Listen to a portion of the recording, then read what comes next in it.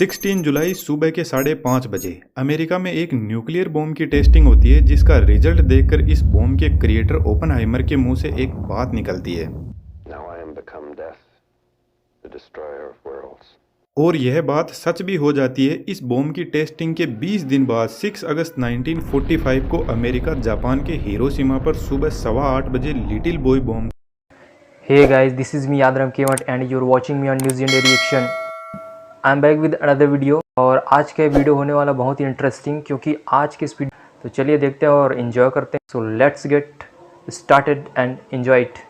गिरा देता है, जो लगभग 70,000 लोगों की इंस्टेंटली जान ले लेता है और इतने ही लोगों की जान अगले 2 महीने में और ले लेता है। और इसके बाद में हम चांद और मंगल पर लाइफ ढूंढ रहे हैं। ओपनहाइमर ने 2 बॉम्ब बनाए, फेटमैन और लिटिल बॉय। लिटिल बॉय में एज ए एक्सप्लोजिव यूरेनियम को काम में लिया गया और फेटमैन में प्लूटोनियम को। प्लूटोनियम और यूरेनियम दोनों ही रेडियो एक्टिव मटीरियल है, लेकिन यहाँ पर यूरेनियम के आइसोटोप्स U-35 को काम में लिया गया और प्लूटोनियम के आइसोटोप्स P-239 को, क्योंकि सिर्फ इन्हीं आइसोटोप के अंदर न्यूक्लियर फ्यूजन की प्रोसेस हो सकती है और इसमें न्यूट्रॉन्स की अवेलेबिलिटी भी ज्यादा होती है, जो अभी आपको थोड़ा आगे समझ में आ जाएगा। लेकिन आज की नई टेक्नोलॉजी में इंटरेस्टिंग बात है कि 1945 में लिटिल बॉय बॉम्ब में 64 kg एनरिच्ड यूरेनियम को काम में लिया गया, जो 15,000 टन TNT जितनी एनर्जी प्रोड्यूस करता है। लेकिन आज का 1 kg यूरेनियम 20,000 टन TNT जितनी एनर्जी प्रोड्यूस कर सकता है, जो 80 गुना ज्यादा पावरफुल है 1945 के बॉम्ब से। तो आज का न्यूक्लियर बॉम्ब साइज में भी छोटा है और पावर में भी बहुत ज्यादा है। एक्सप्लोजिव मटेरियल आज भी प्लूटोनियम और यूरेनियम ही है, लेकिन यह ज्यादा प्योर फॉर्म में है।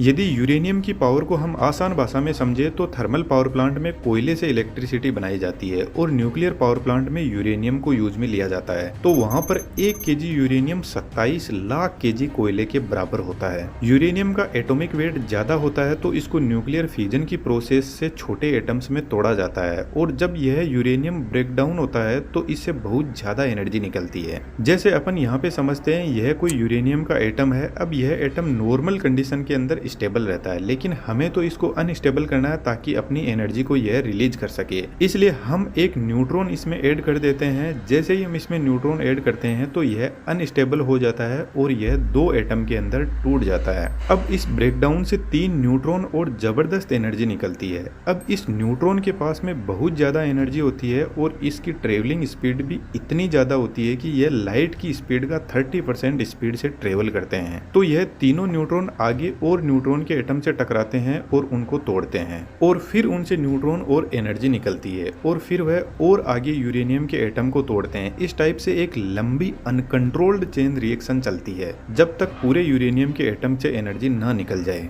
अब न्यूक्लियर बॉम्ब के अंदर यह प्रोसेस तो होती ही है, लेकिन इस प्रोसेस को कंडक्ट करवाने के लिए बॉम्ब की डिजाइन अलग हो सकती है। ओपनहाइमर के लिटिल बॉय बॉम्ब को एक्टिवेट करने की डिजाइन एक गन के मैकेनिज्म के जैसी थी, जिसको अभी हम आगे समझेंगे। बॉम्ब 10 फीट लॉन्ग और 28 इंच का डायमीटर था और इसका वेट 4,400 kg था।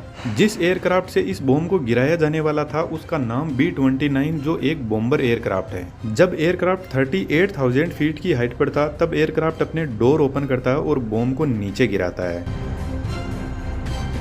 यहाँ से बॉम्ब का काम शुरू होता है। इसके पीछे की तरफ फिन्स लगे हैं जो अब इसको हवा में बैलेंस करने के काम आएंगे। बॉम्ब गिरते ही इसमें 24 वोल्ट की बैटरी होती है, जो टाइमर और बॉम्ब में लगे सेंसर को एक्टिवेट कर देता है। बैरोमीटर सेंसर कंटिन्यूअसली ग्राउंड से हाइट को चेक करता रहता है और साथ में बॉम्ब की बॉडी पर लगे रडार सेंसर भी एक्टिवेट हो जाते हैं। जब बॉम्ब हिरोशिमा के ग्राउंड से 1900 फीट के ऊपर था तब फायरिंग स्विच को एक्टिवेट किया गया। यह स्विच इग्नाइटर को ऑन करता है जो स्पार्क जनरेट करता है और इस स्पार्क के सामने कोरोडाइट पाउडर से भरे हुए सिल्क के सिलेंड्रिकल बैग होते हैं। कोरोडाइट एक स्मोकलेस प्रोपेलेंट होता है जिसमें स्पार्क से एक एक्सप्लोजन होता है। इस एक्सप्लोजन के आगे टंगस्टन कार्बाइड डिस्क लगी रहती है, जिस पर इस एक्सप्लोजन का जबरदस्त फोर्स आता है और इस डिस्क के आगे एनरिच्ड यूरेनियम 235 की सब क्रिटिकल मास वैल्यू रखी जाती है, जो बीच में से खाली रिंग जैसी होती है, जिसका वजन 38.4 kg है। अब एक्सप्लोजन से टंगस्टन कार्बाइड डिस्क 300 मीटर पर सेकंड की स्पीड में यूरेनियम को लेकर आगे बढ़ती है।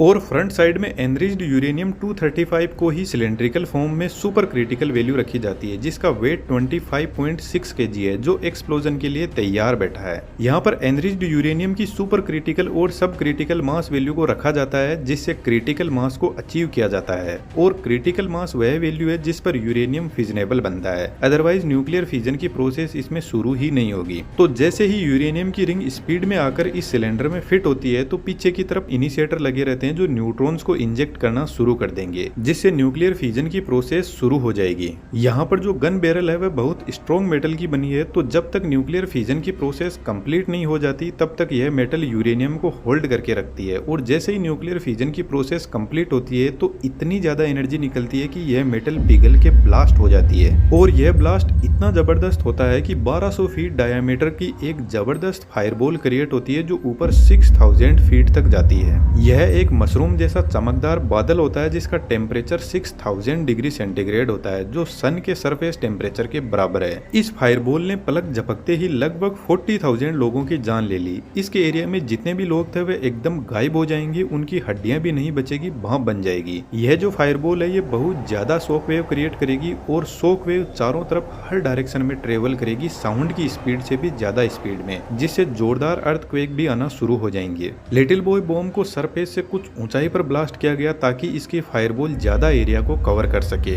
ब्लास्ट होते ही टेम्परेचर इतना ज्यादा हो जाता है कि यहाँ पर जो हवा थी वह गर्म होकर उड़ जाती है, जिससे यहाँ पर वैक्यूम क्रिएट हो जाता है। बॉम्ब के सेंटर को बैलेंस करने के लिए साइड की हवाएं बॉम्ब के सेंटर की तरफ बढ़ेगी, जिससे यह फायरबॉल फायर स्ट्रोम में बदल जाती है, जिसका डायमीटर 3.2 किलोमीटर का है। और इस फायरबॉल से इतना प्रेशर और टेम्परेचर इंक्रीज हो जाएगा कि इसके डायमीटर में जितने भी लोग हैं वे तुरंत खत्म हो जाएंगे और बिल्डिंग्स राख हो जाएगी। इसके बाद लगभग 11 किलोमीटर तक बॉम्ब के सेंटर से जो लोग हैं उन पर अच्छी खासी रेडिएशन का असर देखा जाएगा, जिनसे लोगों की स्किन जलने लग जाएगी। इस बॉम्ब में मेनली 3 वजह से लोग मरते हैं: ब्लास्ट, फायर और रेडिएशन। ब्लास्ट और फायर से तो लोग उसी टाइम खत्म हो जाएंगे, लेकिन यह जो रेडिएशन है यह कई हजार सालों तक लोगों को मारती रहेगी और लोगों पर इसके साइड इफेक्ट होते रहेंगे और कैंसर का खतरा तो हमेशा बना ही रहेगा। अमेरिका के हिरोशिमा और नागासाकी पर इस बॉम्ब की वजह से लगभग 2 लाख लोग मारे गए और उस एरिया में आज भी उस न्यूक्लियर बॉम्ब का इफेक्ट देखा जा सकता है, जिसकी फोटोज आप यहाँ पर देख सकते हो।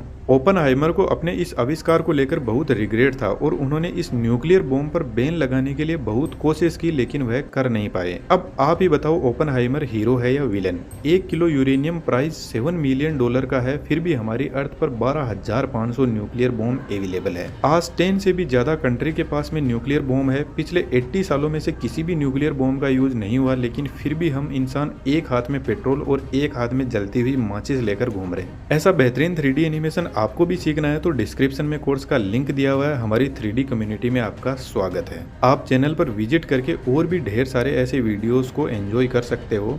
Thank you.